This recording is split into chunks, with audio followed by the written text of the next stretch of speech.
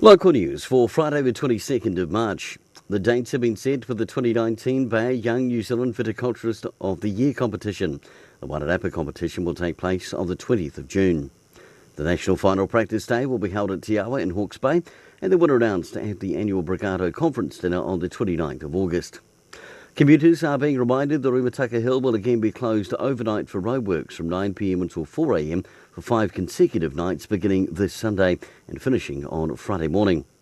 And it's semi-finals time for the Giants Softball Club, with home games this weekend with the Presidents playing Wainui at 3:15 and the women's team taking on Hutt City on the other diamond at the same time. Pre-season rugby games tomorrow as well include Gladstone playing Kararua at 1:30 on the turf at Trust House Memorial Park, while Carterton, East Coast and Greytown will play 3 lots of 40 minutes in Greytown, kicking off at 2:30.